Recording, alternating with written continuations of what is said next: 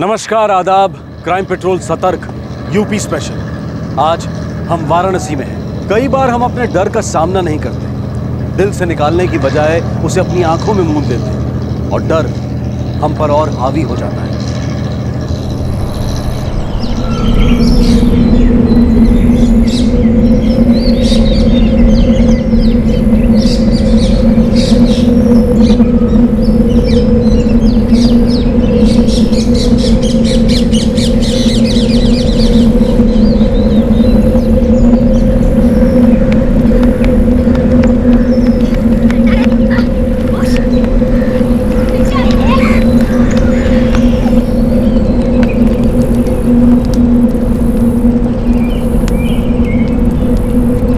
हबीब, नजीब, उधर मत जाओ, इधर ही खेलो।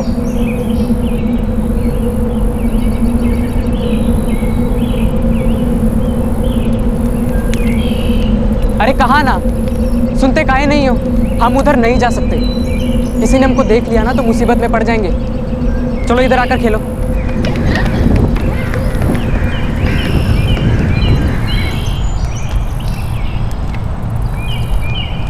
रेहान भाईजान, रात में पकाने के लिए कुछ भी नहीं बचा है। शहनाज, आटा आलू तो बचे थे ना? कहाँ भाईजान, जो था वो मैंने बना दिया, अभी कुछ नहीं बचा है।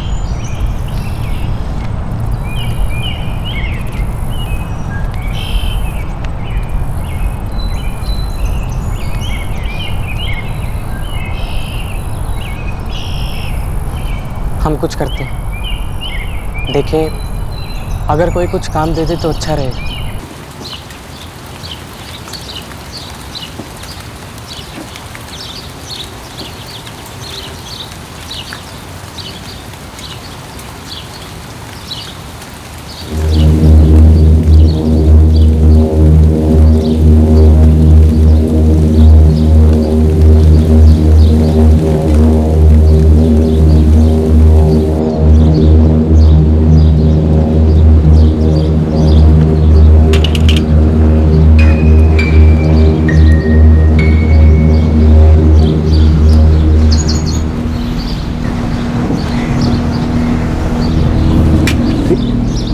क्या कर रहा है? तुझे मना किया था ना कि इस तरफ मत आया कर।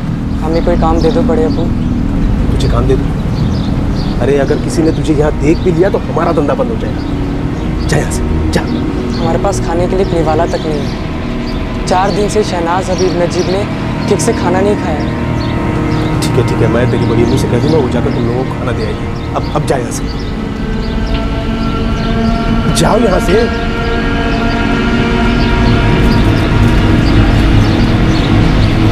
सुन इमरान, किसी को पता नहीं चलना चाहिए कि ये यहाँ पर आया था। जी।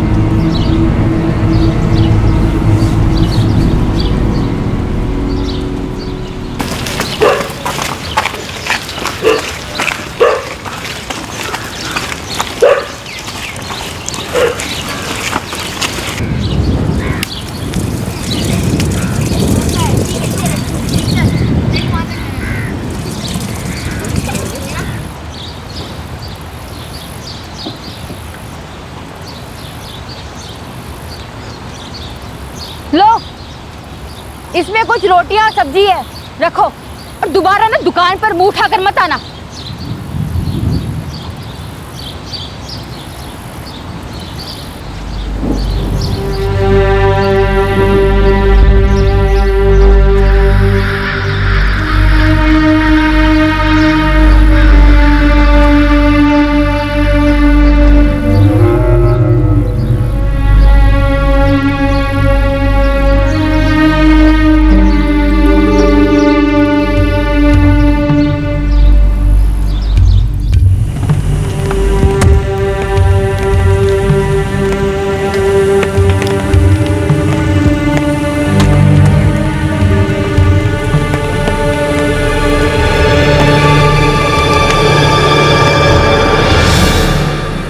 चार बच्चे कब्रिस्तान में अपने माँ बाप की कब्र के पास रह रहे थे। उनका घर पास में ही था, लेकिन उन्हें इस बात की इजाज़त नहीं थी कि वो अपने घर में जाकर रह सके। ना तो कोई उनसे बात करने को तैयार था और ना ही कोई काम देने को। उनकी ज़िंदगी बस लोगों की दया और तरस पर कट रही थी। ऐसा लग रहा था मानो उन्हें गांव से निकाला गया है।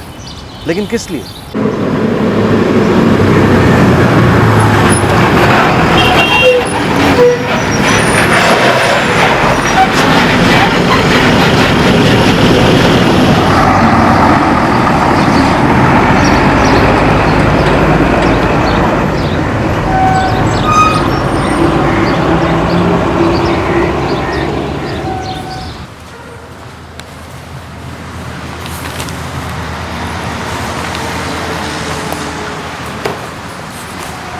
अशफाक, ये वोटिंग रजिस्टर नहीं है, दूसरा दीजिए, जनगणना काम है ये।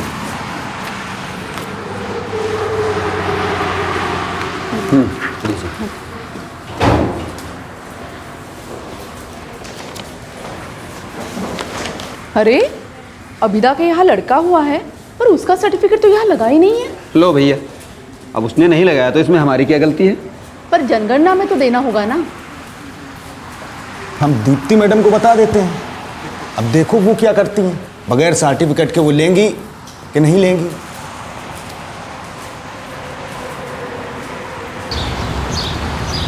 आइए।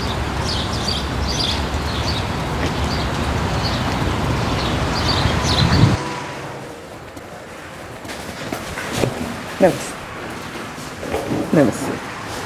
कैसे हैं आप सब? जी हम सब बिल्कुल ठीक हैं दीप्ति जी। मैडम, वैसे तो आप जनगणना के काम से आए हैं, लेकिन कुछ और भी काम है। एक बार आप देखकर बड़े अधिकारियों से बात कर लीजिए तो सबकी थोड़ी हेल्प भी हो जाएगी। हाँ हाँ, क्यों नहीं, लेकिन पहले ये काम निपटा लेते हैं फिर। ठीक, आइए ना, बैठिए। बैठिए बैठिए।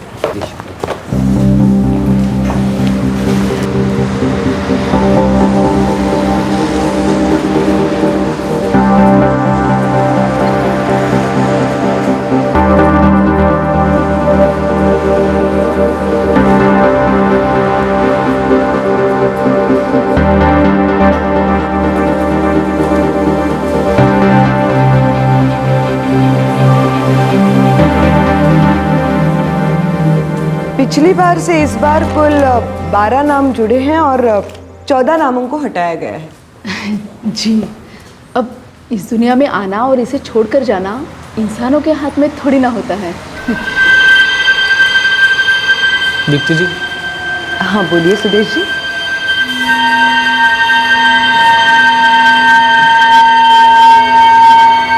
बताइए ना, क्या बात है? दीप्ति जी, जिन 14 लोगों के नाम काटे गए हैं उसमें 4 लोग मरे नहीं हैं, उनके नाम ज़बरदस्ती काटे गए। लो भैया, इनके पेट में तो कोई बात पचती ही नहीं है। अपने गांव की बात का ढिंढोरा पूरी दुनिया में कर रहे हैं। हाँ, तो पूरी दुनिया को भी तो पता चले इस गांव के फैसले का। कैसा फैसला? जी, उन 14 लोगों में 4 लोग अभी भी इसी गांव में रह रहे हैं। तो फिर उन चारों का नाम इसमें दर्ज क्यों नहीं है?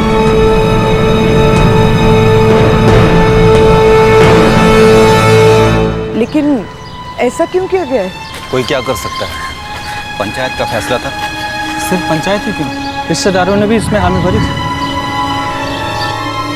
अशफाक, जाओ कासिम भाई को बता उनके सुदेश ने क्या रायता फैला दिया है।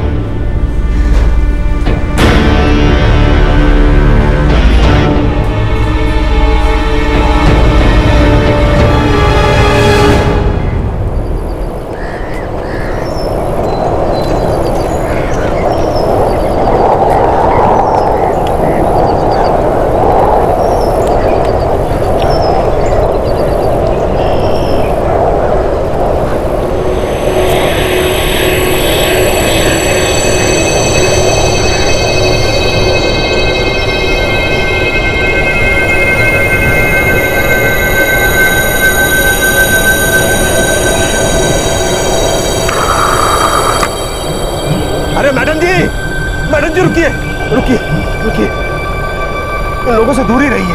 क्यों? इन बच्चों का तो घर है ना, फिर ये यहाँ क्यों रह रहे? और इनका घर बंद क्यों पड़ा है? मैडम जी, आप काहे पछड़े में पड़ रही है?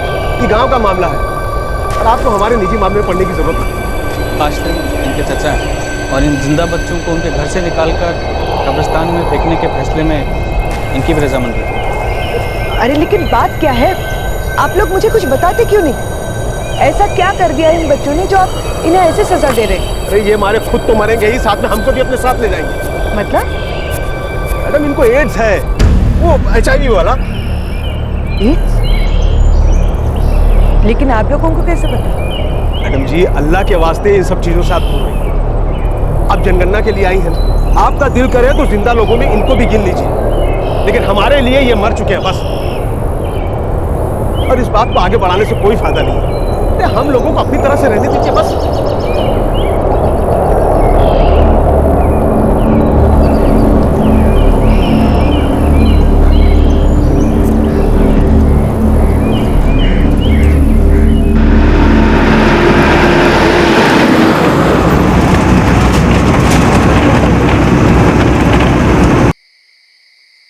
सुदेश जी के पेट में काहे दर्द हो रहा है?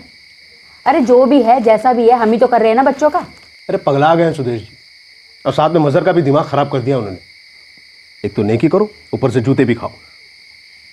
अरे पाल रहे उन्हें, क्या इतना काफी नहीं है? ऐसा लगता है हम लोगों ने ही कोई बहुत बड़ा गुनाह कर दिया।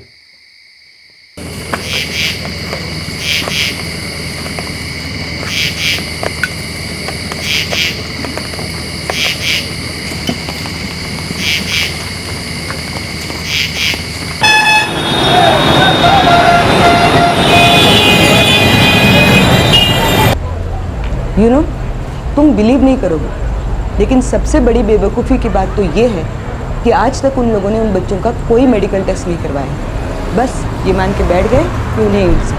व्हाट? पर बिना टेस्ट के वो लोग ऐसे कैसे कह सकते हैं? God knows. फिर भी वो लोग उन बच्चों को कब्रिस्तान में कैसे रख सकते हैं? आशीष, तुम अपने न्यूज़पेपर में इन बच्चों के ऊपर कोई आर्टिकल क्यों नहीं लिखते? देखो ना अपने एडिटर से बात करके, हो सकता है वो इस स्टोरी में इंटरेस्टेड हो। सी, अगर ऐसा हुआ तो मुझे बहुत हेल्प मिल जाएगी। मैं एडमिनिस्ट्रेशन तक ये न्यूज़ पहुंचा पाऊंगी। हमें उन बच्चों के लिए कुछ ना कुछ तो करना होगा। हो सकता है ये सब करने से ही कोई बात बन जाए। हाँ mummy, I think I do it. लेकिन पहले मैं जाके उन बच्चों से मिलने की कोशिश करता हूँ, ताकि मुझे इस बारे में थोड़ी और डिटेल पता चल सके। That's a good idea. Thank God, गांव से किसी ने तो मुझे ये बात बता दी, वरना मैं तो अपना काम करके आ जाती और मुझे कुछ भी नहीं पता चलता। यू नो, सबसे सैड पार्ट क्या है? आज गांव के ग्रोथ के लिए कितने सारे प्लान्स बनते हैं, लेकिन आज भी ऐसे कई रिमोट विलेजेस हैं जिनके लिए ये सब प्लान्स बनने का कोई मतलब नहीं रह जाता, क्योंकि विकास की कोई भी योजना इन तक पहुंच ही नहीं पाती। वो बस खुद में और अपनी पंचायत में सिमट कर रह जाते हैं। मैं अपने एडिटर से बात करके देखता हूँ, हो सकता है कि वो स्टोरी में इंटरेस्टेड है।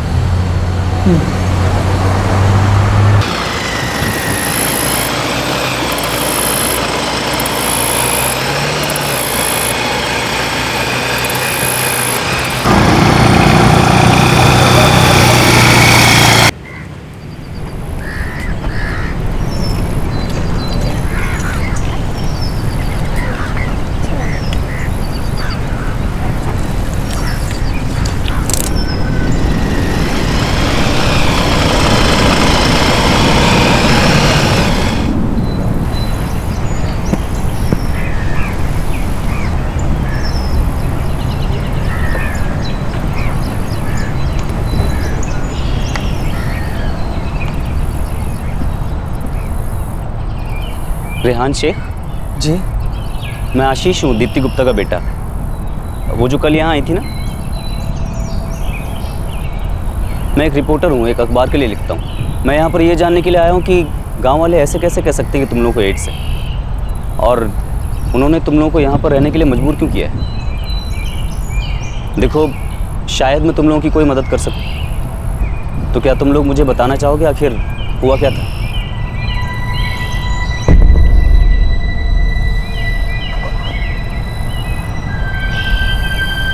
हाँ, अब बताओ। वो कब्र मेरे अब्बू मरहूम मंसूर शेख की है। अब्बू ट्रक चलाते थे।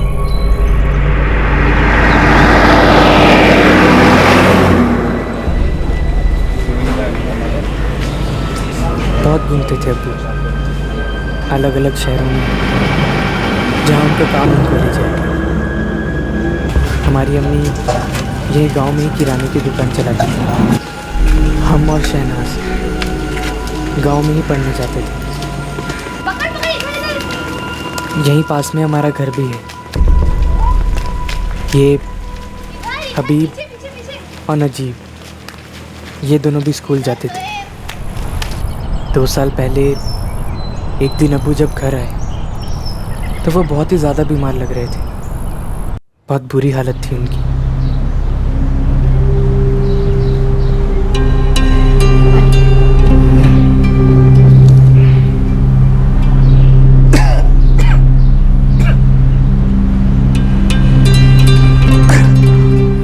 अरे भाई मंसूर, क्या हुआ क्या है तुम्हें? भाईजान आप ही पूछिए, हमको तो कुछ बता नहीं रहे हैं। कुछ पता नहीं चल रहा भाईजान। 6 महीने हो गए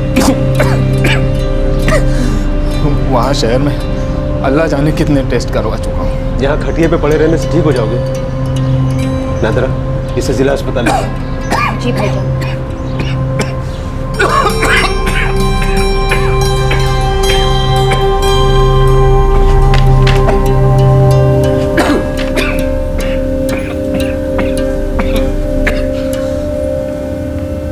ये सारी रिपोर्ट्स आपकी हैं?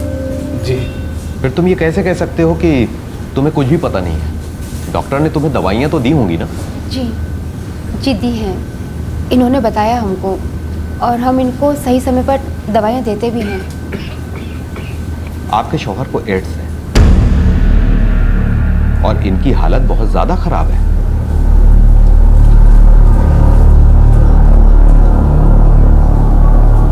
क्या कर क्या रहे थे तुम वहां शहर में? धंधे वाली के पास जाते थे? तो नादिरा, तुम्हें नहीं पता था कि तुम्हारा शौहर तुम्हारी पीठ पीछे क्या गुलगिलाता फिर रहा है? तुम तो थी ना शहर में उसके साथ कुछ दिन के लिए। भाईजान अब हमको क्या पता, हम तो वही जानेंगे ना जो ये हमको बताएंगे। तो तुम इन्हें खुश नहीं रख सकती थी? पता भी है कि इन्हें हुआ क्या है। अगर गांव वालों को पता चला ना तो थूकेंगे हम पर, हमारे पूरे खानदान पर।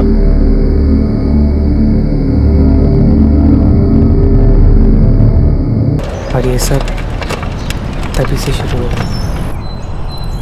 गांव में लोगों ने हमारी दुकान से कुछ भी खरीदना बंद कर दिया था। हमारी हालत बहुत खराब हो गई थी।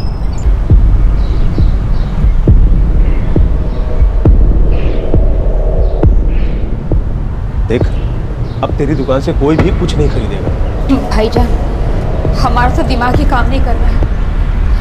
अब हम क्या करेंगे? अपने बच्चों को कैसे पालेंगे पोसेंगे? आप ही कुछ कीजिए ना। हम किए, तभी तो तुम लोग गांव में अब तक हो। नहीं तो सब तो तुम्हें निकालकर गांव के बाहर फेंकना चाहते थे। हम तो यही कहेंगे कि गांव के बाहर जाकर कोई धंधा पानी ढूंढो। मंसूर को ये बात पहले से पता होनी चाहिए थी। तुझको तो पता है ना राबिया और उसके शौहर के साथ क्या हुआ था?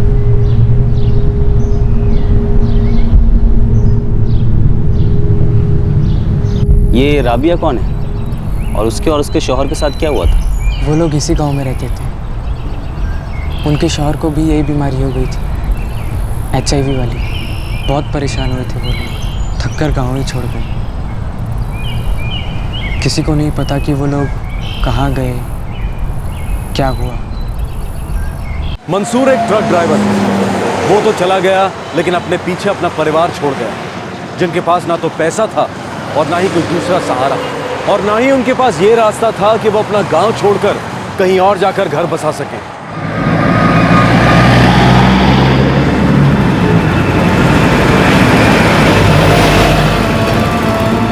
हमने हाईवे पर खाने पीने की छोटी सी दुकान डाल दी। जब तक हम स्कूल से ना जाएं, अम्मी उस दुकान को देखती थी। और स्कूल से आ जाने के बाद हम और शहनाज मिलकर दुकान संभालते थे।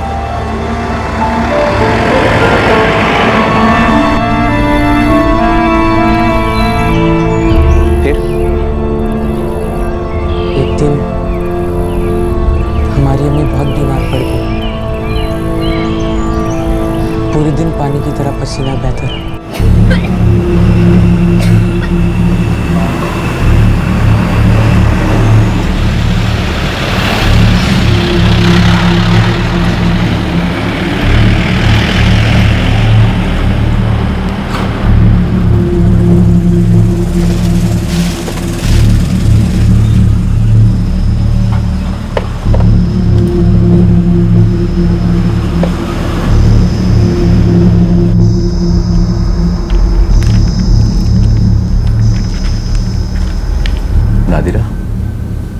को भी तुम्हारे शौहर वाली बीमारी है, तुम्हें भी एड्स है।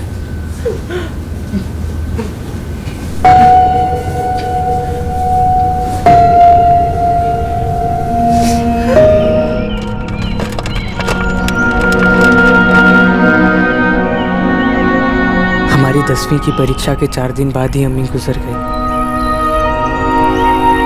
हमने अम्मी को कहा था कि अगर हम पास हो गए तो हम शहर जाकर कोई नौकरी कर लेंगे और फिर सब कुछ ठीक हो जाता।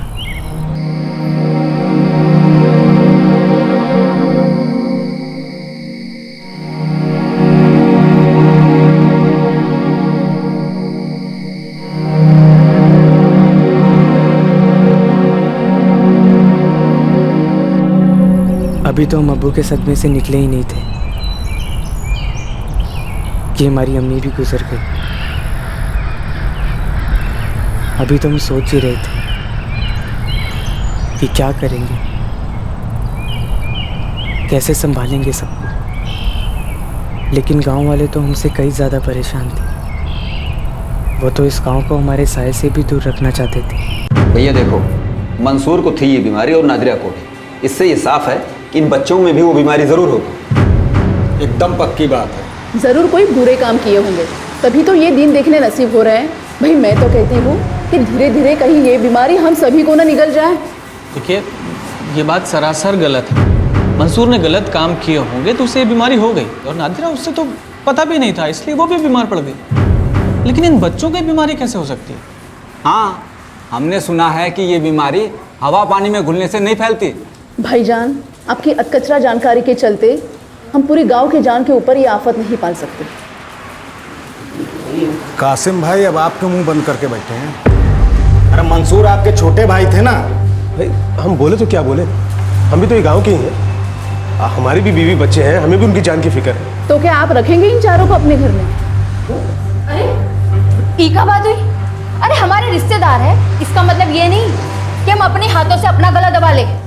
देखो देखो भाई, हम तो हसन, आलम, जहां और जमील की बात ही मानते हैं। हाँ, ये सिर्फ अपने लिए नहीं, पूरे गांव के लिए आफत है। अरे हमें जब मंसूर के बारे में पता चला तभी नहीं उठाकर गांव के बाहर फेंक देना चाहिए। देखिए, ये भी गलत होता। पिछली बार राबिया और उसके शौहर के साथ हमने वही किया था। सुदेश भाई, आप चाहे जितना भी फड़फड़ा रहे, लेकिन ये बात हम कभी नहीं मानेंगे कि एक घर के लिए पूरे गाँव को आग लगा दी। अरे भाई, ये तो मनमानी है। मनमानी नहीं है मजर भाई, ये फैसला इतने लोगों ने मिल के लिया है। फिर आप दोनों के बोलने से क्या होगा?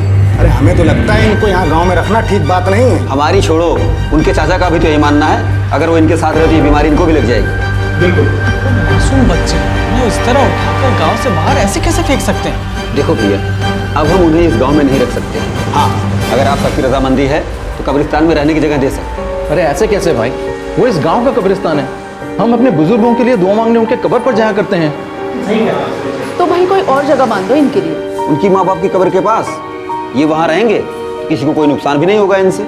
आप लोग इतने बेरहम कैसे हो सकते हैं? अब आपको जो समझना है वो समझिए। अगर हमने ऐसा नहीं किया तो पूरे गांव में गिद्ध मंडराएंगे और हम में से कोई जिंदा नहीं बचेगा। भाई हमारे हिसाब से तो ये फैसला बिल्कुल ठीक है। सुदेश भाई, इतने भी बेरहम नहीं है हम।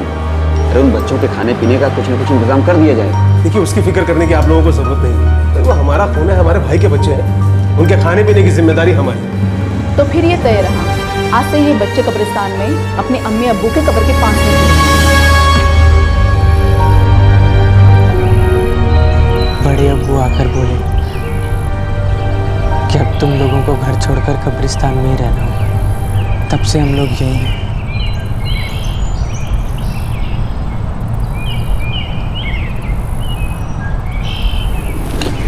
साहब, क्या आप हमारी मदद करेंगे? क्या आप हमें कोई काम दिलवा देंगे? हमारे भाई बहन बहुत छोटे हैं, हम 2 पैसा कमाकर इनका और अपना पेट पाल लेंगे। ध्यान, मुझसे जो बन पड़ेगा मैं ज़रूर करूँगा। क्या और कितना ये तो मैं भी नहीं जानता, पर मैं अपनी पूरी कोशिश करूँगा।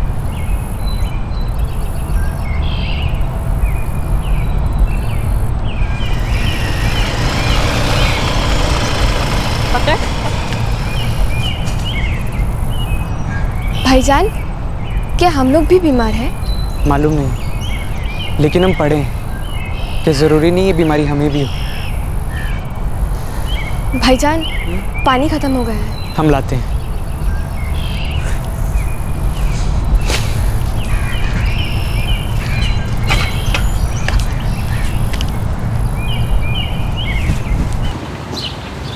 हम पूछते हैं आगे जांच करवा कर क्या हो। उनके अब्बू को बीमारी थी, अम्मी को बीमारी थी, अब ये तो मानी हुई बात है कि बच्चे भी बीमार होंगे। इस लॉजिक से तो आपको, आपकी पत्नी और आपके बच्चों को भी ये बीमारी होनी चाहिए। तो भाई आपके पास कोई दूसरा काम धाम नहीं है क्या? काहे गांव में अपना वक्त बर्बाद कर रहे हैं? और ऐसा नहीं है कि हमें उनकी फिक्र नहीं है, हमारे भाई के बच्चे, लेकिन उनके लिए हम अपने बच्चों की कुर्बानी तो नहीं दे सकते हैं ना। और उन्हें गांव से निकालने का फैसला सिर्फ हमारा नहीं था भाई, पूरे गांव का फैसला था। पर कहाँ हमसे दूर है बच्चे, हमारी नजरों के सामने हैं, और हमारी बेगम रोज जाकर उन्हें खाना देकर आती है। वो बच्चे जिंदा तो हैं लेकिन जी नहीं रहे। तो किसने कहा था उनके अब्बू को कि जाकर बाजार में मुंह मारे? हाँ? और उनकी अम्मी, उन्हें तो अपने शौहर की बिल्कुल फिक्र ही नहीं थी कि वो कहाँ जाते हैं, क्या करते हैं। इन सब में उन बच्चों की क्या गलती है? देखो भैया, आप लोग पत्रकार हैं, गरम गरम खबर ढूंढ के उसे छापते हैं, लोग मजे लेकर उसे पढ़ते हैं, 2-3 दिन तक ऊहा करते हैं, फिर वैसे के वैसे ही हो जाता है। जाइए यहाँ से, हमारी जिंदगी को अपनी खबर मत बनाइए, जाइए। क्या मुंह देख रहे हो भैया, गोश्त पहुंचाना है, जल्दी करो। ला 1 मिनट। गांव वालों ने मिलकर उन बच्चों के लिए एक बहुत ही अमानवीय फैसला लिया है, लेकिन इसके लिए उन गांव वालों को सज़ा देने से ज़्यादा ज़रूरी उन बच्चों को वहां से निकालकर पुनर्वास करने की, उन्हें जांच की ज़रूरत है और एक बेहतर ज़िंदगी। गांव वालों ने जो कुछ भी किया है ये उनकी अज्ञानता की निशानी है। ये बहुत ज़रूरी है कि हर गांव वाले को इस बीमारी के बारे में जागरूक किया जाए, ताकि वो भविष्य में किसी बीमार को या उसके घर वालों को गुनहगार मानकर गाँव से ना निकाले, बल्कि अपने अंदर के डर और अज्ञानता को दिल से निकाल कर दें।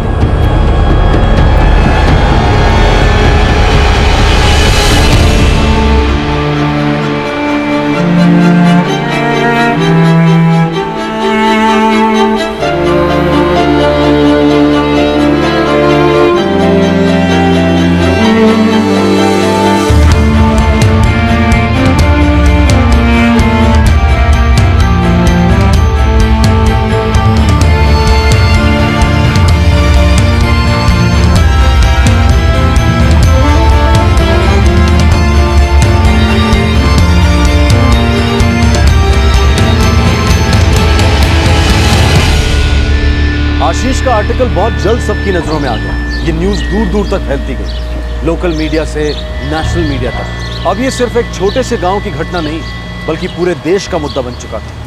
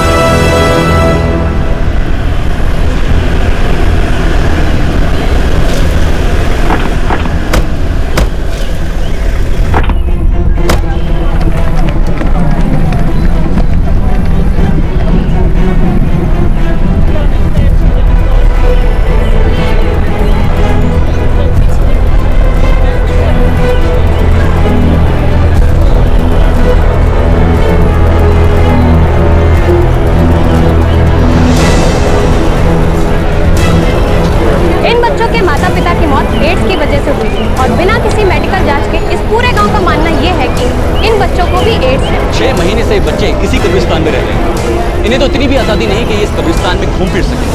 इनका दायरा सिर्फ उनके माँ बाप की कब्र तक ही सीमित है।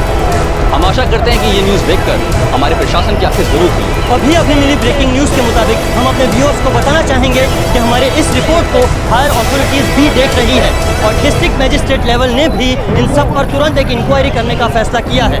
हम आपको बताना चाहेंगे कि हमारी इस रिपोर्ट ने प्रशासन को भी इन सब पर कार्यवाही करने के लिए प्रेरित किया है। दोस्तों, दर्शकों, आपकी राय हमारे लिए बेहद महत्वपूर्ण है, इसलिए हम चाहते हैं कि आप हमें ट्वीट कीजिए, लिखिए #condemn-children पर। तब तक कैमरामैन हिमांशु के साथ मैं शिवांग सिंह, नेशन न्यूज़। जी जी जी जी जी सर, बिल्कुल बिल्कुल बिल्कुल। अरे काशिम भाई, काशिम भाई, हाँ, चारों तरफ बवाल मचा हुआ है। अरे ऐसा क्या हो गया? सारे टीवी चैनल्स पे आपके भतीजे और भतीजों की बात फैल चुकी है। जिला कार्यालय से फोन आया था, वो लोग आज यहाँ आ रहे हैं। इन बच्चों को अपने साथ ले जाएंगे डॉक्टरी जांच के लिए। सब लोगों का दिमाग खराब हो गया था। जो जनगणना के काम में सुदेश जी को शामिल किया, ये सारी सरदर्दी वहीं से शुरू हुई है।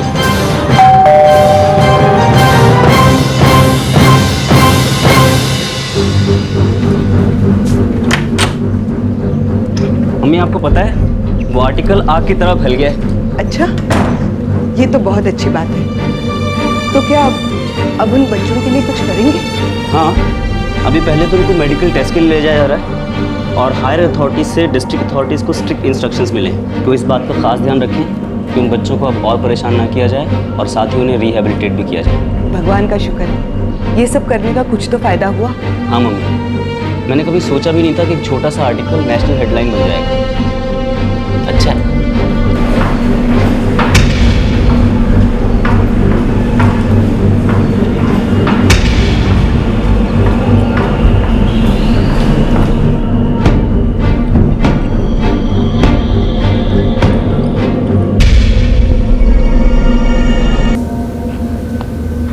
मैंने इन सब के टेस्ट रिपोर्ट्स देख लिए हैं।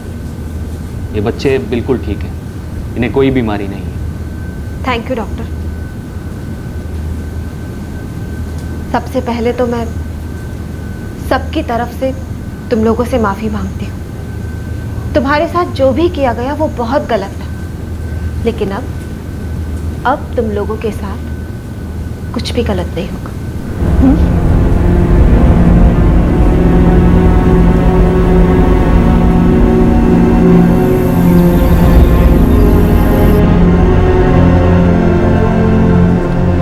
ये बच्चे HIV पॉजिटिव नहीं, इन्हें एड्स नहीं। इन बच्चों को बीमार मानकर आपने जिस तरह की जिंदगी इन्हें जीने के लिए मजबूर किया, ये बहुत गलत था। इन बच्चों के ऊपर हुए अत्याचारों को देखते हुए और ये जानने के बाद कि इन बच्चों का ध्यान रखने के लिए कोई नहीं है, सरकार ने मुआवजे का ऐलान भी किया है। देखिए, आप लोगों को जो करना है आप लोग कीजिए, लेकिन बार बार ये मत कहिए कि उनको देखने वाला कोई नहीं है। अरे ये हमारे भाई के बच्चे हैं और अल्लाह जानता है कि हमने जो कुछ भी किया है वो मजबूरी में किया है। फिर हमने इनकी ज़रूरतों का पूरा ख्याल रखा था, इनकी सारी ज़रूरतें पूरी की हैं, खाना कपड़ा सब। तो ठीक है, आप ही मुझे बता दीजिए, खाना देना, तन ढकने के लिए कपड़े देना काफ़ी है? ये बच्चे यहाँ अपने घर में रहना चाहते हैं, एक आम इंसान की ज़िंदगी जीना चाहते हैं। क्या ये इनका अधिकार नहीं है? मैं आपको यहाँ बस यही बताने आई हूँ कि अब आप इन बच्चों को और परेशान नहीं कर सकते, और मुझे लगता है कि आप लोग ये मानते हैं कि आपसे गलती हुई है और अब आप इस गलती को दोबारा नहीं दोहराएंगे। स्मृति जी, इस पंचायत का सदस्य होने के नाते मैं आपको विश्वास दिलाता हूँ कि ऐसी गलती दोबारा नहीं होगी। हम किसी और को बहिष्कृत नहीं होने देंगे। जी, हम भी आपको अपनी ज़ुबान देते हैं। देखिए, अब जब हमें पता चल चुका है कि इन्हें इनकी अम्मी अब्बू वाली बीमारी नहीं है, तो हम भी इनका साथ नहीं छोड़ेंगे। अरे ये हमारे भाई के बच्चे हैं, हम अपने इन बच्चों का पूरा ख्याल रखेंगे। ये तो बहुत अच्छी बात है, थैंक यू।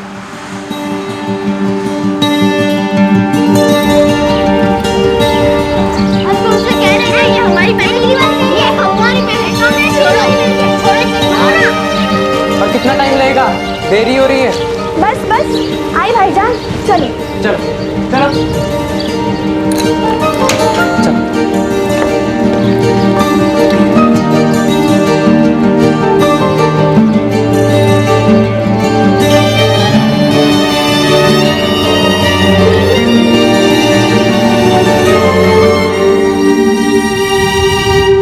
प्रशासन ने उन बच्चों को एक जमीन आवंटित की ताकि वो वहां अपना नया घर बनाकर एक नई जिंदगी की शुरुआत कर सकें। बच्चों का एडमिशन एक नए स्कूल में करवा दिया गया है। उनके चाचा कासिम से कहकर बच्चों का एक बैंक अकाउंट खुलवाया गया है जिसमें सरकार द्वारा दी गई मुआवजे की राशि को जमा किया गया है। रेहान ने काम शुरू कर दिया है, बाकी बच्चे भी पढ़ रहे हैं। शहनाज घर का काम संभालती है। अब उन बच्चों के प्रति गाँव वालों का रवैया भी बदल गया है। अब वो उन्हें परेशान नहीं करते हैं और साथ ही साथ गाँव में एड्स को लेकर जागरूकता भी बढ़ी है। बच्चों की जिंदगी फिर से सामान्य हो रही है। वैसी जैसी जिंदगी पर किसी भी इंसान का हक होता है। गांव के कुछ लोगों और एक ब्लॉक लेवल की कार्यकर्ता ने कुछ गलत होते देखा और अपनी ड्यूटी से आगे बढ़कर समाज के प्रति अपना फर्ज निभाने की कोशिश की। उनका बेटा एक न्यूज़ रिपोर्टर, उसने अपने दायरे से बाहर जाकर उन बच्चों के लिए कुछ करने की कोशिश की और सब ने मिलकर उन बच्चों की सहायता की। इन सब को देखकर एक बात जहन में आती है कि वो सारे क्षेत्र, प्रांत और गांव जो दूर बसे हैं, वो एक एडमिनिस्ट्रेटिव लेवल से जुड़े रहने के बाद भी बहुत सी ज़रूरी चीज़ों से वंचित रह जाते हैं। आज़ादी के 67 सालों के बाद भी हमारे देश का सच यही है कि ऐसे बहुत से शहर हैं जिनका विकास हुआ है, जिनके पास ज़रूरत की सभी चीज़ें मौजूद हैं, लेकिन ऐसे इलाकों और ऐसे गाँव की भी कमी नहीं है जिनके पास ये सुविधाएं बिल्कुल नहीं पहुँची। इन बच्चों को उनकी ज़िंदगी वापस मिल गई, ये सच में बहुत ही सराहनीय बात है। लेकिन क्या ये ज़रूरी है कि कोई भी इंसान तब तक बर्दाश्त करता रहे जब तक उसकी परेशानी पर किसी की नज़र ना पड़े, जब तक कि कोई और आवाज़ ना उठाए? क्या ये ज़रूरी है कि किसी भी चीज़ को तब तक सहना पड़े जब तक कि सबका ध्यान उस पर ना जाए और वो उसे ठीक करे? हमारे आज के एपिसोड की दूसरी कहानी।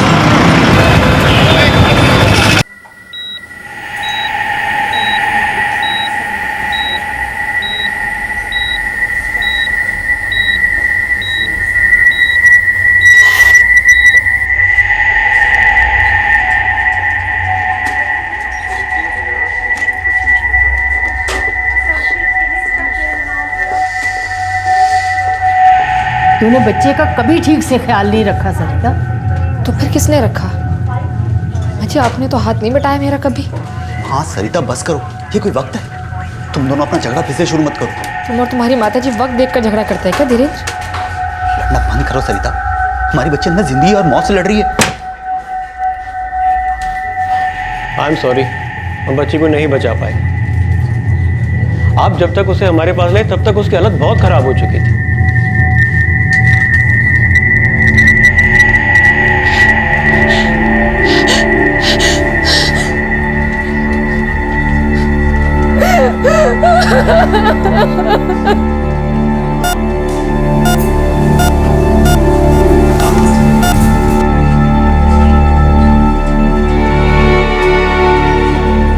बेटा जगदीश, तू चिंता मत कर, दिव्या को कुछ नहीं होगा। प्रेरणा बेटा तू मेरे पास आ जा, मैं तुझे चॉकलेट दिलाता हूँ। हाँ शाबाश। कौन सी वाली खाएगी? लाइट। अच्छा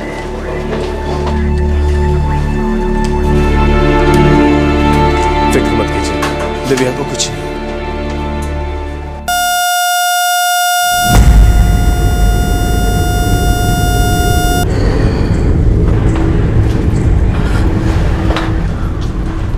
हम इंटरनल ब्लीडिंग रोक नहीं सके जी। वो आई एम सॉरी, हमने पूरी कोशिश की थी। Excuse me.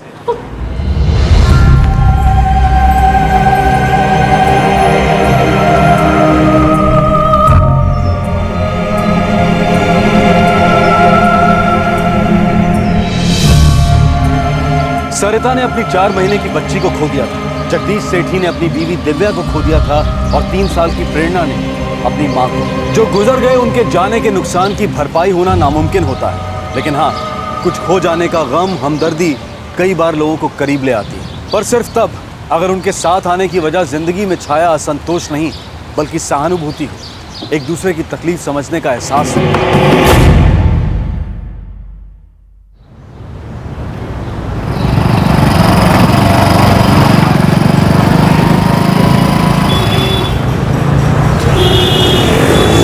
क्या हाल है जगदीश? अरे ललित कैसा है? आजा बैठ। और प्रेरणा कैसी है? अच्छी है यार, बड़ी हो रही है। अभी भी नाना नानी के साथ रहती है? हाँ यार, यहाँ तो मैं और बाबूजी हैं, कैसे संभालेंगे? दिव्या भाभी को गए 6 साल हो गए। हाँ यार, मुझे तो अब भी यकीन नहीं लगता है जैसे मायके गई है अभी वापस आ जाए। जगदीश मान ले सच्चाई को, कम से कम अपने लिए ना सही प्रेरणा के लिए तो मान ले। अरे यार, तू अपना वो प्रवचन लेके वापस शुरू मत हो जाना। शादी कर ले, सेटल हो जा, प्रेरणा के लिए माँ ले आ, वही तेरा घिसा पिटा रिकॉर्ड। वही रिकॉर्ड बजाने वाला। सुन सुन सुन, मैं एक फैमिली को जानता हूँ। उनकी एक बेटी है सरिता, तलाकशुदा है। करीब 6 साल पहले उसकी बच्ची गुजर गई। एक बार मिल तो ले, एक तेरा परिवार फिर से बस जाए। इससे अच्छा और कुछ नहीं हो सकता। सही तो कह रहा है ललित, प्रेरणा अब 9 साल की हो गई। शरद जी और लाजवंती जी की उम्र भी काफी हो गई। कब तक ख्याल रखेंगे उस बच्ची का? प्रेरणा को अब घर लाने का वक्त आ गया है बेटा।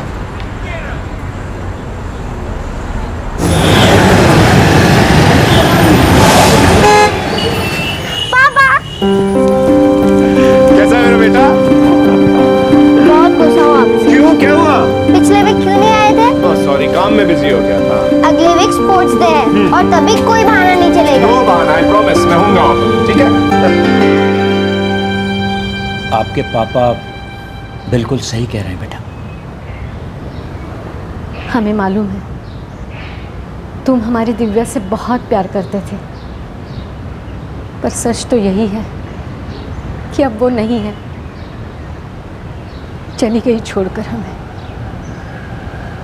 प्रेरणा को माँ की ज़रूरत है और आपको पत्नी की। आपका परिवार अधूरा है, उसे पूरा कर लो। पापा आज आप मुझे स्कूल छोड़ने आओगे? बिल्कुल ठीक।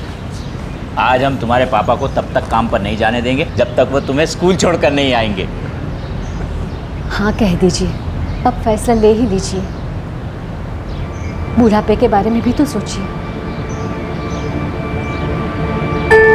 चलता हूँ, चलो।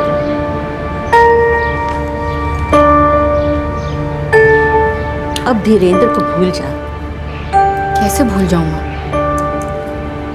उस घर में बहुत तकलीफों से गुजरी हूँ, अपनी बच्ची खोई, पागल हो गई थी मैं। तू हमेशा से गर्म दिमाग की रही है और हमने ही तुझे बिगाड़ा है। हर काम तेरे हिसाब से हो ये ज़रूरी नहीं है। माँ, आपको और पापा को तो मुझ में खौफ दिखता है। सरिता, सारी गलतियां उनकी ही है, ऐसा तो हो ही नहीं सकता। हमें खुद के दोष कभी नजर ही नहीं आते, हमेशा दूसरे ही गलत दिखते हैं। देख बेटा, जगदीश बहुत अच्छा लड़का है। अब ये मान कि उसकी बेटी के रूप में भगवान ने तुझे तेरी बेटी वापस दी है। मैंने अपनी बेटी को अपनी आंखों के सामने मरते हुए देखा है पापा। अगर उसका ख्याल रखने में मेरी सास ने मेरी मदद की होती ना, तो आज वो जिंदा होती। अब जो हुआ उसे हम बदल तो नहीं सकते। भूल जा पुरानी तकलीफ, आगे बढ़, एक नई जिंदगी शुरू कर। बेटा, तू एक बार जगदीश से मिल तो ले, तुझे पसंद आएगा वो। क्या आप मुझसे शादी सिर्फ इसलिए करना चाहते हैं ताकि आपकी बेटी प्रेरणा को एक मां मिल सके? सरिता, मेरा घर अधूरा है, कोई चाहिए जो उसे पूरा कर सके। हाँ, प्रेरणा को भी माँ की ज़रूरत है। मैं चाहता हूँ कि वो घर वापस आ जाए। जब से मेरी वाइफ गई है तब से वो नाना नानी के यहाँ रहते हैं। मैं बहुत मिस करता हूँ, वो भी मुझे बहुत मिस करता है। क्या आप चाहेंगे कि हमारे भी बच्चे हों? जी हाँ, बिल्कुल।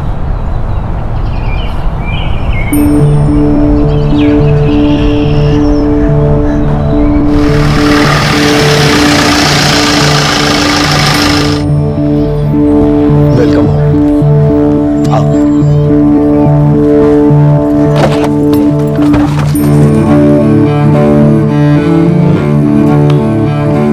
सरिता बेटा, आज इतने दिनों बाद हम टाइम से बिना जला और पका हुआ खाना खा रहे हैं। बहुत स्वादिष्ट बना है। बाबूजी, कल हम प्रेरणा को घर वापस लाए। हाँ, फिर हम उसका एडमिशन यहाँ पर ही किसी अच्छे से स्कूल में करवा देंगे। ये तो बहुत अच्छी बात है। चलो भाई, एक बार फिर से मकान घर जैसा लगे।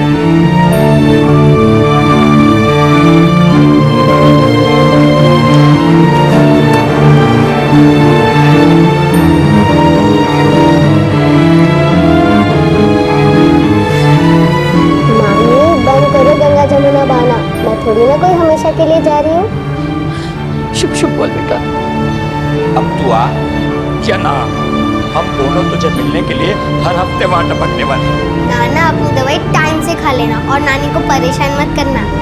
नानी अम्मा, ओके।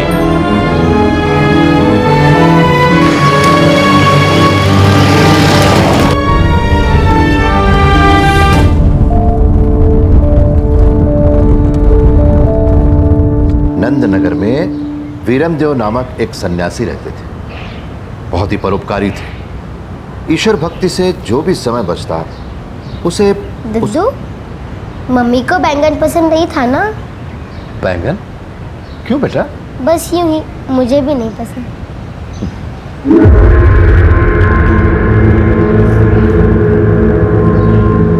मुझे बैंगन नहीं खाना। मम्मी, मुझे बैंगन अच्छा नहीं लगता। लेकिन अभी तो यही सब्जी बनी है। मैंने बताया था ना आपको कि मुझे बैंगन नहीं पसंद है। बेटा मैं तुम्हारी माँ हूँ, कोई आया नहीं, मैं भूल गई। अभी यही सब्जी खा लो।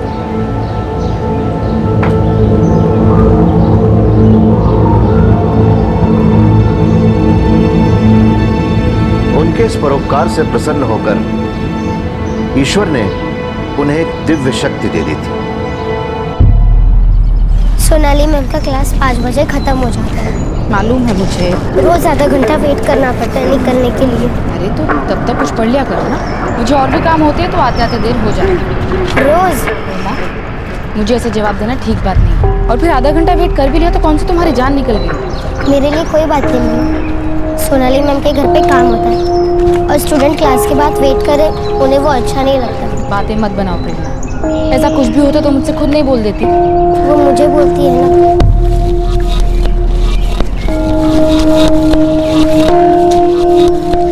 प्रेरणा आखिर अपने पिता के घर आ गई। चाहे सौतेली ही सही, पर उसे एक माँ मिल गई और एक दादा भी, जो दादा कम और दोस्त ज्यादा थे।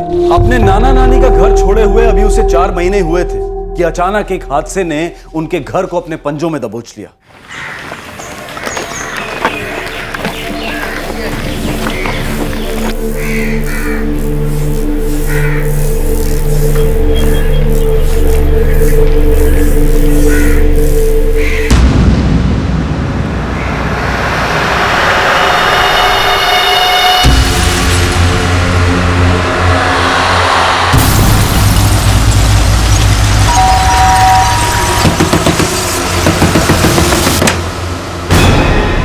क्या हुआ सरिता जी? श्याम भाई साहब, हमारे घर से धुआं निकल रहा है, बहुत डर लग रहा है मुझे। आपने कुछ गैस पर रखा तो नहीं था? नहीं, धुआं बाबूजी के कमरे से निकल रहा है। चाबी तो है ना आपके पास? हाँ जी।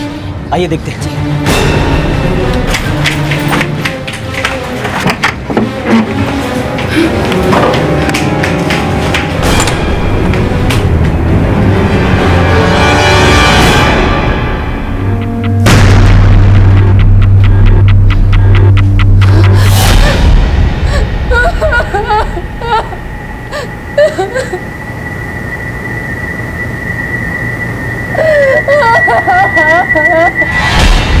क्या?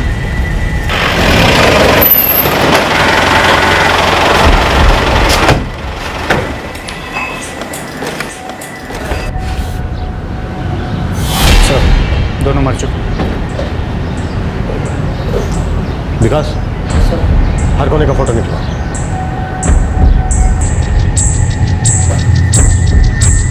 क्या चला हुआ? पड़ोसियों का कहना है कि घर की बहू ने कमरे से धुआं निकलते देखा।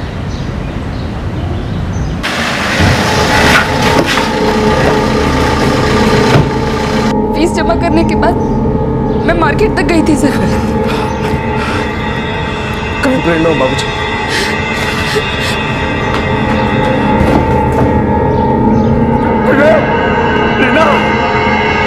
हमें और कुछ नहीं पता। वो तो सरिता जी हमारे पास मदद मांगने आई थी और हम उनके साथ यहाँ आ गए। उनके पास चाबी भी थी। हमें यहाँ एक हथौड़ा मिला। क्या इनके घर में कुछ काम चल रहा था? हाँ सर, उनके फर्स्ट फ्लोर के बाथरूम में कोई काम चल रहा है।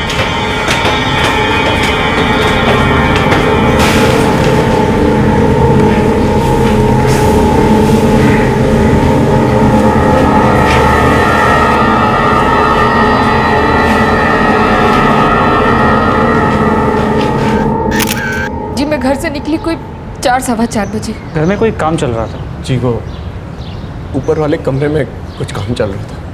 मजदूर? आज वो जा चुके थे। 3 बजे। वापस नहीं लौटे? जी, वो उनकी छुट्टी हो गई थी। इतनी जल्दी? हमेशा इतनी जल्दी छुट्टी होती है उनकी? जी नहीं, वो मैंने ही उनसे बोला था क्योंकि आज के दिन बाबूजी को कोई शोर शराबा नहीं चाहिए था। सिर्फ आज के दिन? जी हाँ, वो कोई 2 लोग आए थे उनसे मिलने। कौन थे दोनों? मेरे लिए बेटा, मैं देखता हूँ।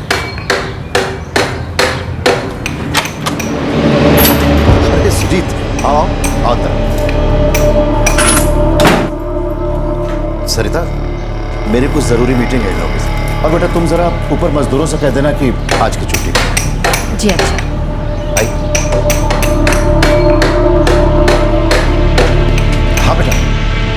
प्रेरणा से कह देना कि मुझे बीच में डिस्टर्ब है, मैं कुछ जरूरी काम। जी ठीक है।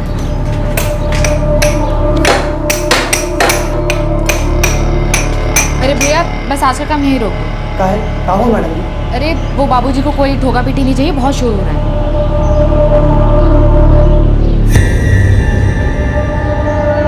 जगदीश भाई साहब, आज की मजदूरी आपको पूरी ही देनी होगी। मैडम जी ने काम खुद रुकवाया है, मजदूरों ने काम नहीं रोका। ठीक है, मैं पहले पता तो कर लूँ, फिर आपको फ़ोन करता हूँ। हाँ जगदीश, बाबूजी ने बोला मुझे, वो कमरे में कोई ज़रूरी मीटिंग कर रहे हैं। अच्छा तो एक काम करो, तुम मजदूरों को पूरी दिहाड़ी दे दो और उन्हें जाने दो, ठीक है? ठीक है, ये लीजिए। और फिर मैंने उन्हें जाने को बोला। आपकी बेटी प्रेरणा वो कब आई? आपकी बेटी प्रेरणा कब आई? करीब 3:30 बजे। अरे प्रेरणा आ गई? हाय मामा। मैंने तेरे लिए पोहा बनाया है, फटाफट चेंज कर ले, फ्रेश हो जा। फिर सोनाली मैम के यहाँ भी जाना है ट्यूशंस के लिए। नहीं मामा, आज मैं बहुत थक गई हूँ। स्कूल में स्पोर्ट्स डे था ना, इसलिए आज क्लास की छुट्टी कर लूँ। नो बेटा, नो छुट्टी। और फिर मैम की फीस भी देनी है ना आज। प्लीज मम्मी, सिर्फ आज के दिन ही, पक्का एक्स्ट्रा क्लासेस जाऊंगी। चलो ठीक है, लेकिन मुझे तो जाना होगा ना फीस देने के लिए, 1 वीक से ऊपर हो गया है। दद्दू के पास जाने को दिखाना है। अरे नहीं नहीं नहीं नहीं, अभी उनको डिस्टर्ब नहीं करना, वो एक मीटिंग में बिजी है। उन्होंने कहा है फ्री होकर तुमसे खुद आकर मिलेंगे। तुम जब तक जाओ, चेंज करो, फ्रेश हो जाओ। ओके। फिर प्रेरणा को नाश्ता करा के मैं करीब 4:15 साढ़े 4 बजे निकल गई। बाय बेटा। बाय मम्मा। अरे मम्मा, मैम को बोल देना कि आज मेरी तबीयत बहुत खराब है। ठीक है। जब मैं 6 बजे वापस आई तो देखा धुआं निकल रहा था। फिर अंदर आके देखा तो ये हथौड़ा, ये वो मजदूर इस्तेमाल कर रहे थे।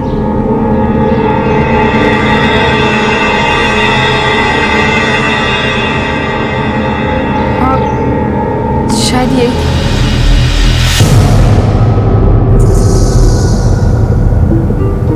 चोट किसी भारी और शार्प चीज से लगी है। हथौड़े की चोट हो सकती है? हाँ, हथौड़े में दादा और पोती दोनों के खून के अंश मिले हैं। ताकि सिर्फ हत्या की जांच को भटकाने के लिए चलाया गया है। जी यही लगता है।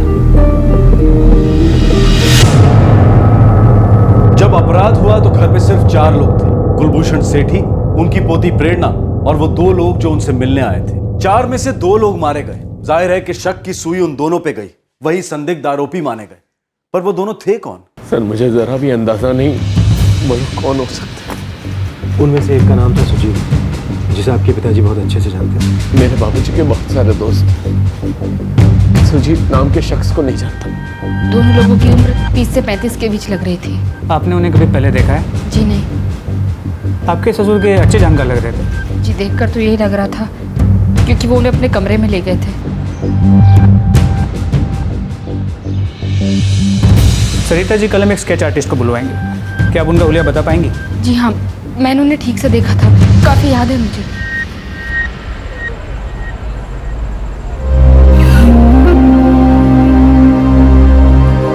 उस बेचारी मासूम बच्ची का क्या कसूर था? उसके साथ ऐसा क्यों हुआ? पर मेरी गलती है, मुझे आज फीस देने जाना ही नहीं चाहिए था।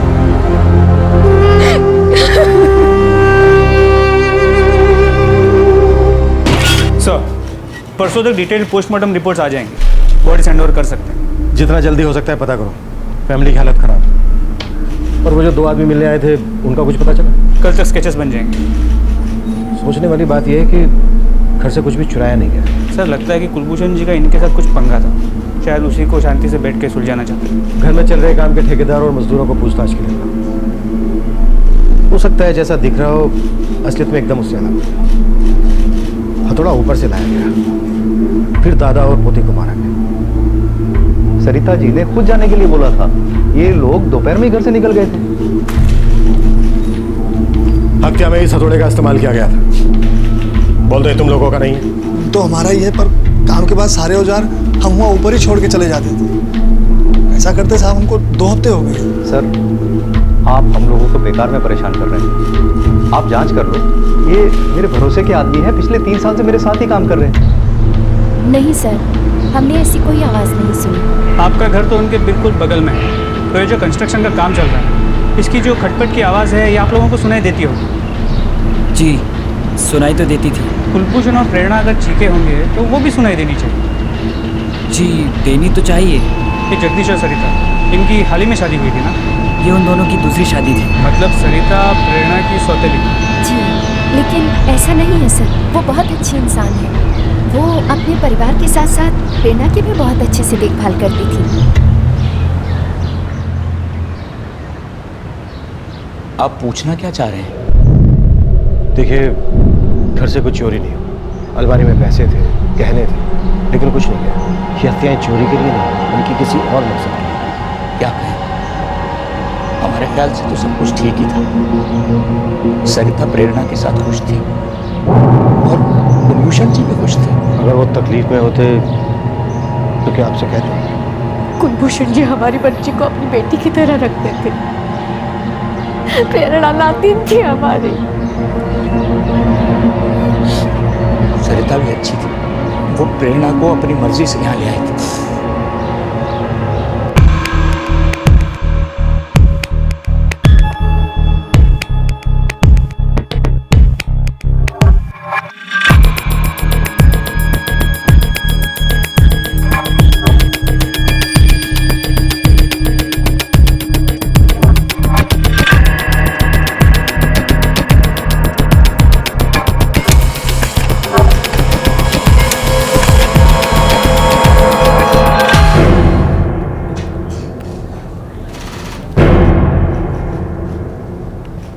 जी नहीं सर, मैं नहीं जानता इन्हें। ये दोनों आपके पिताजी से मिलने आए थे। सर मुझे नहीं लगता मैं इनसे पहले कभी मिल भी चुका हूँ। सर, वो जो दो लोग थे उन्हें कुलभूषण जी बहुत अच्छे से जानते थे, मगर सुजीत नाम का उनके कॉन्टैक्ट लिस्ट में कोई नहीं, ना ही उस दोपहर उनकी किसी से बात हुई थी। चोर चक्कर तो नहीं है? अजीब बात है, सुजीत नाम का एक आदमी घर आता है जो कुलभूषण जी के बहुत करीब है, लेकिन उनके बेटे ने उसका नाम तक नहीं सुना। जगदीश, क्या तुम्हें सच में नहीं पता कौन है ये सुजीत? क्या मतलब सरिता? मैं क्यों झूठ बोलूं? कुलभूषण जी ने उस दिन सुबह सिर्फ एक कॉल किया था। अब यही कॉल सुलझा सकते हैं उस केस की बुद्धि। किसे किया था ये कॉल? अरुण जी, क्या आप मेरे यहाँ आ सकते हैं? जी बिल्कुल कुलभूषण जी, कुछ अर्जेंट है? ऐसा ही समझ लीजिए। अरुण का था, कुलभूषण सिटी का वकील। मतलब कुलभूषण जी अपने वकील से कुछ डिस्कस करना चाहते। लेकिन ये बात अचानक उठी कैसे? यार ललित, मैंने तो बात छेड़ी भी नहीं। बाबूजी खुद वसीयत की बात लेकर बैठे। हर वक्त डरी रहती थी कि कहीं कुछ भी गलत हो तो सब यही कहेंगे, सौतेली माँ हूं ना, इसलिए। इसमें क्या गलत है माँ? मेरा मन भी तो करता है ना कि मेरा अपना बच्चा हो। जगदीश, वो प्रेरणा का ध्यान ठीक से नहीं रखती है। अरे पापा कैसी बातें कर रहे हैं? हमारी शादी को ही तकरीबन अभी 7 महीने हुए हैं और प्रेरणा कुछ 4 महीने से रह रही है हमारे पास। थोड़ा तो वक्त लगेगा ना एक दूसरे को अंडरस्टैंड करने में, एडजस्ट करने में। इस तरह से आप सरिता पे इल्जाम नहीं लगा सकते। बेटा, मैं घर में रहता हूँ, दिन भर देखता हूँ कि क्या होता रहता है। वो कभी प्रेरणा से कुछ पूछती है क्या, कि उसे क्या अच्छा लगता है क्या नहीं? कभी बात नहीं करती उससे कि स्कूल में क्या हो रहा है, क्या चल रहा है, जैसे कोई भी माँ पूछेगी। अब वो प्रेरणा की असली माँ तो है नहीं। थोड़ा टाइम गुजर जाने दीजिए, एक दूसरे को अंडरस्टैंड कर लेंगे, सब ठीक हो जाएगा, आप फिक्र मत कीजिए। अगर ऐसे ही टाइम निकलने दिया ना तो कल को कुछ उल्टा ना हो जाए। तुम उसके पति हो, शायद इसीलिए तुम्हें ठीक से दिखाई नहीं देता, लेकिन मैं तुम्हारा बाप हूं। मैं बस इतना ही कहूंगा, जरा संभल कर।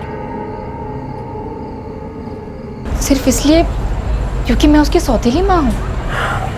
देखो सरिता, मैं जानता हूँ इस बात का कोई खास मतलब नहीं। मैं बस इतना कह रहा हूँ कि तुम प्रेरणा का ख्याल थोड़ा और रखो, दैट्स ऑल। जगदीश, हमारे बच्चे भी होंगे ना? हाँ होंगे सरिता, लेकिन प्रेरणा भी मेरी बच्ची है।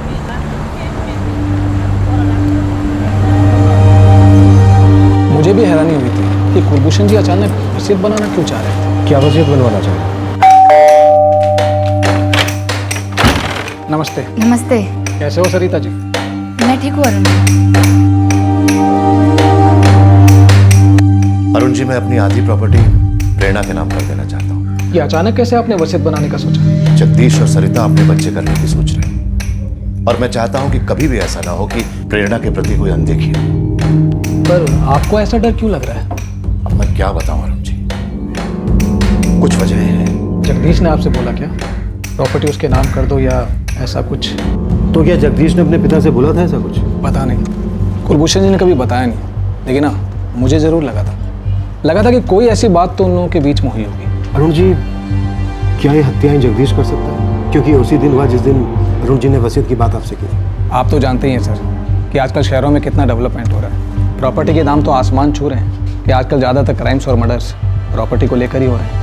अभी हम ये पता लगाने की कोशिश कर रहे हैं कि ये डबल मर्डर किसी एक आदमी ने किया है या फिर दो लोगों ने मिलकर। और वो दो लोग कौन थे जो कुलभूषण जी से मिलने आए थे? सुजीत और उसके साथ वाला आदमी।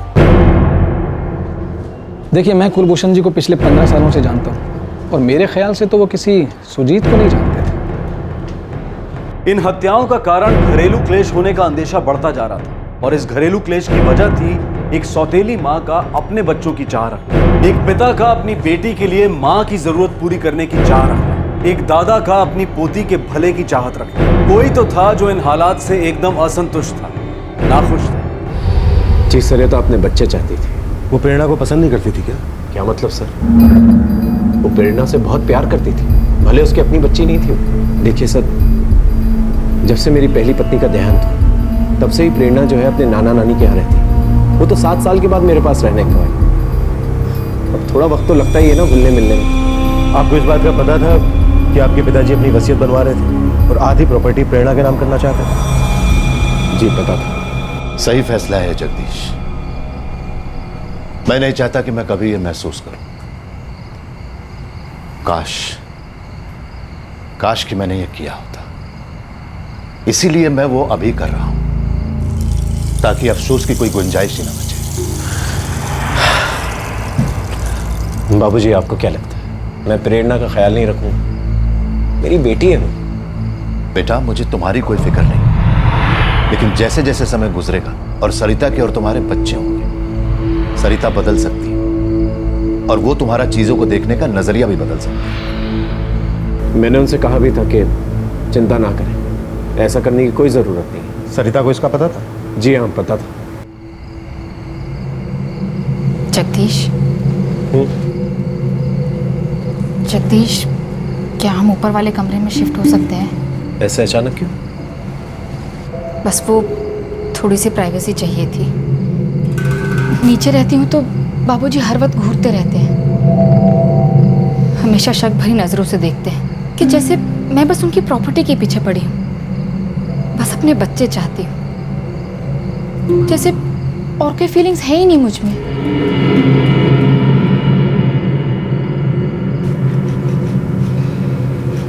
जगदीश, मुझे शक है ना तो कोई सुजीत है और ना ही उसका कोई साथी।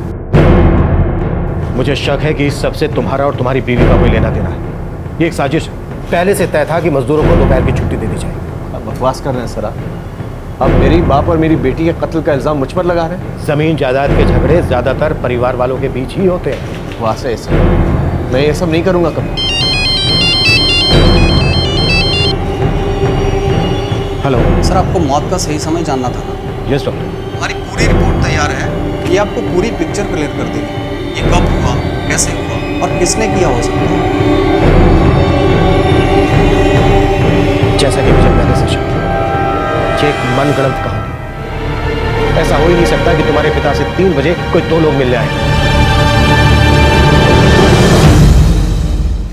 पोती से बेहद प्यार करने वाले दादाजी चीजें ठीक करना चाहते थे। अपनी पोती के भविष्य को सुरक्षित करने के लिए उन्होंने एक योजना बनाई। किसी दूसरे ने अपने आप को सुरक्षित करने के लिए साजिश करके उनकी वो योजना खत्म कर दी। ये शब्द काश भी कितना अजीब होता है ना। कोई इस डर से कुछ करता है कि कहीं आगे चल के ऐसा ना हो, और कोई इस डर से कुछ करता है कि अगर आगे चलकर ऐसा हो गया तो।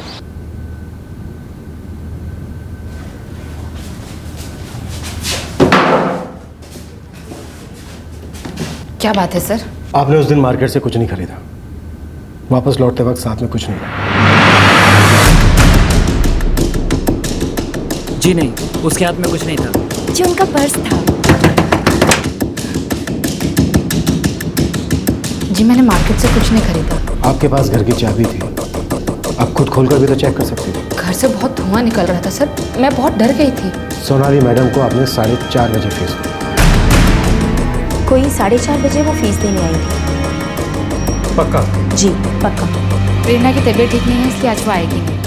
ठीक है, लेकिन उससे कह दीजिएगा कि और क्लासेस मिस नहीं करें। उस दिन मेरी ट्यूशन क्लास 5 बजे थी, मंगलवार, मुझे अच्छे से याद है। 1-1.5 घंटे तक मार्केट में आप फालतू बन गए, वहाँ से कुछ खरीद कर नहीं लाए। मैंने बताया ना सर आपको कि मैंने कुछ नहीं खरीदा। असल में आपको बॉडीज के जल जाने का वेट जो करना था। ये आप क्या कह रहे हैं? आप मुझ पे इल्जाम लगा रहे हैं। आपने अपने ससुर और बेटी का मर्डर किया है। सॉरी, सौतेली बेटी। आपके घर से सोनाली मैडम के घर के बीच की दूरी है मुश्किल से 20 मिनट की, लेकिन वापस लौटने में आपको इतना ज्यादा वक्त लगा। अब इसकी कोई ना कोई वजह तो होगी नहीं। ये आप क्या झूठी बातें बना रहे हैं मेरे खिलाफ? झूठी बातें आप बना रही हैं, मनगढ़ंत कहानी आप सुना रही हैं। आपके ससुर की मौत का असल टाइम है 2 बजे, उन 2 लोगों के घर आने से काफी देर पहले। और प्रेरणा की मौत का टाइम है 4 बजे, आपके घर से निकलने से बस थोड़ी सी देर पहले। और आपने उन मजदूरों को घर से जाने के लिए कहा 1:30 बजे, प्रेरणा के घर आने से काफी देर पहले। और तब तक आप अपने ससुर का मर्डर कर चुके हैं।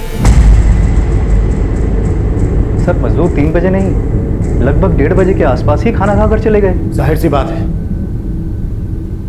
आप अपने ससुर के इस फैसले से नाखुश थी कि वो आधी प्रॉपर्टी प्रेरणा के नाम कर रहे थे। अरुण जी, मैं अपनी आधी प्रॉपर्टी प्रेरणा के नाम कर देना चाहता हूँ। जगदीश ने आपसे बोला क्या प्रॉपर्टी उसके नाम कर दो या ऐसा कुछ? मुझे जगदीश को लेकर कोई फिक्र नहीं है, लेकिन सरिता वो प्रेरणा को पसंद नहीं करती। दरअसल वो प्रेरणा को अपने आप से दूर कर देना चाहती है।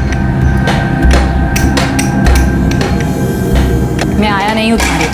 मैंने ऐसा कब कहा? आप मुझसे गुस्सा क्यों होती हो? सारा दिन तुम्हारे नखरे नहीं झेल सकती। अगर मैं इतनी बुरी हूँ तो मुझे यहाँ लाए क्यों? मैं नहीं लाई तुम्हें यहाँ। तुमने प्रेरणा से क्या कहा? सबको मौका चाहिए ना मुझे कोसने का। अगर मैं उसकी सगी माँ होती तो ये सब कुछ नॉर्मल माना जाता ना, लेकिन नहीं, मैं सौतेली हूँ ना, इसीलिए करो सब मुझ पे शक। पापा को लगता है कि मैं सच नहीं बोल रही हूँ। अब एक ही बात बार बार तो नहीं बोल सकती ना दद्दू। बेटा मुझे लगता है कि वो आंखों से देखता नहीं, सिर्फ सुनता है, इसीलिए उसे बात ठीक से समझ में नहीं आ रही है। आप मेरे और जगदीश के बीच झगड़ा करवाना चाहते हैं ना? आप जगदीश को खुश नहीं देख सकते? आप मुझे खुश नहीं देख सकते? बेटा मैं तुम लोगों को खुशी देखना चाहता हूं, और जहां तक मेरी खुशी का सवाल है तो वो प्रेरणा में बसती। तुम उसे मां जैसा प्यार दो, उसे खुश रखो, बस मुझे और कुछ नहीं चाहिए। प्रेरणा मेरी बेटी नहीं थी। अपनी बेटी को तो मैं बहुत पहले ही खो चुकी थी। मैं बस अपना बच्चा चाहती थी और वो सब प्रेरणा के नाम कर रहे थे। मैंने बहुत तकलीफों के बाद फिर से जिंदगी बनाने की कोशिश की थी। मैं जगदीश के साथ अपना घर बसाना चाहती थी और मेरे ख्वाब को मिट्टी में मिलाया जा रहा था।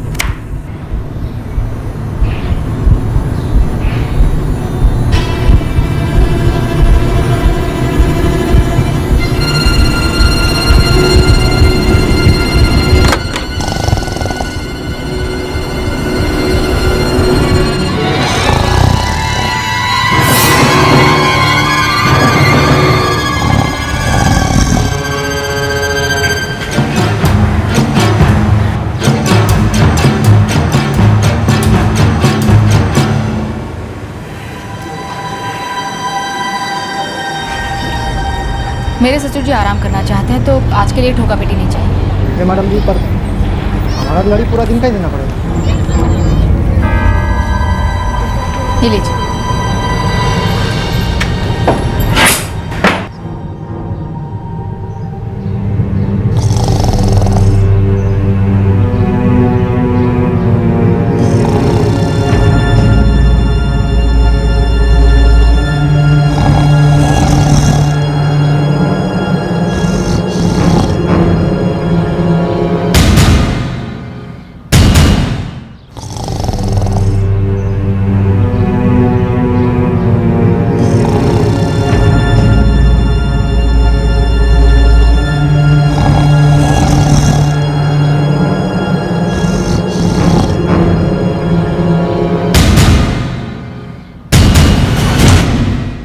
क्लास नहीं जाना। तुम्हें जाना होगा, ट्यूशन की फीस भी देनी है। जाओ चेंज करो। आप मेरे से जबरदस्ती क्यों कर रही हो?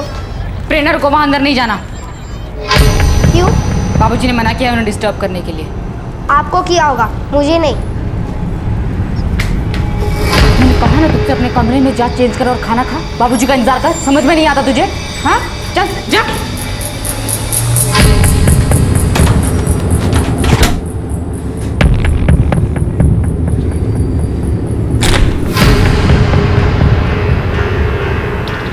मैंने कहा ना तुझसे वहां नहीं जाना, वो सो रहे हैं।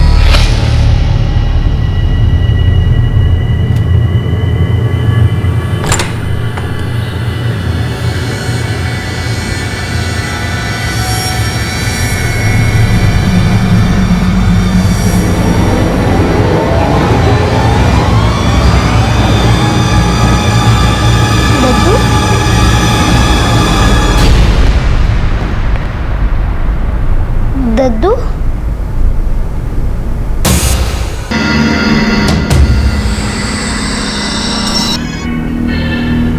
दद्दू को क्या हुआ है?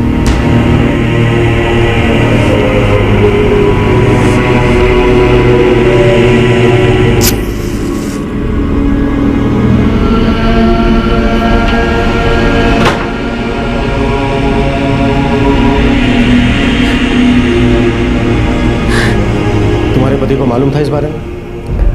नहीं, उन्हें कुछ नहीं पता था।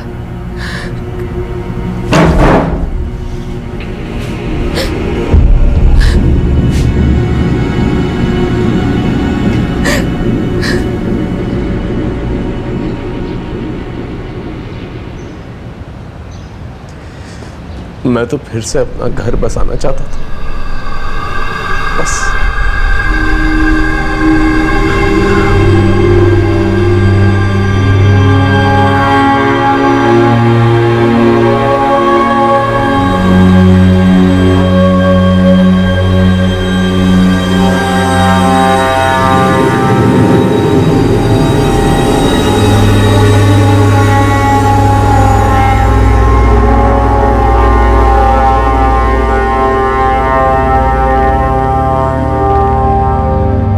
सरिता इस वक्त न्यायिक हिरासत में है। NCRB national crime record bureau के अनुसार आईपीसी अपराधों में से 20% का ताल्लुक जमीन जायदाद से होता है। प्रॉपर्टी की तेजी से बढ़ती कीमतों और इन अपराधों में भी एक संबंध देखा गया है। इन अपराधों में से काफी अपराधों के तार परिवार के अंदर जुड़े पाए गए। जो आपके पास नहीं है उसकी चाहत रखना, कोशिश करना एक महत्वाकांक्षा मानी जा सकती है, मकसद माना जा सकता है, लेकिन उसे जोर जबरदस्ती से हासिल करना, उसके लिए अपराध का सहारा लेना, ये लालच की हद ही माना जाए।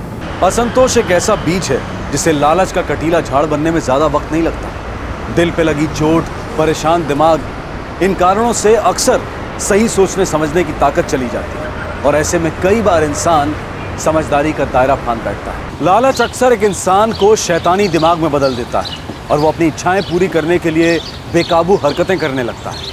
अगर इस असंतोष के बीज को असलियत की मिट्टी में बोया जाए, सब्र के पानी से सींचा जाए और आपसी बातचीत की हवा में पनपने दिया जाए तो इससे एक समझदारी का फूल खिल सकता है। हमें बेहद सतर्क रहने की ज़रूरत है कि कहीं हमारा असंतोष, हमारी निराशा हम पे सवार ना हो जाए, और अगर ऐसा हो जाए तो उस पर तुरंत लगाम कसने की ज़रूरत है ताकि हालात ऐसी जगह ना जा पहुँचें जहाँ बाद में हमें ये महसूस हो कि काश।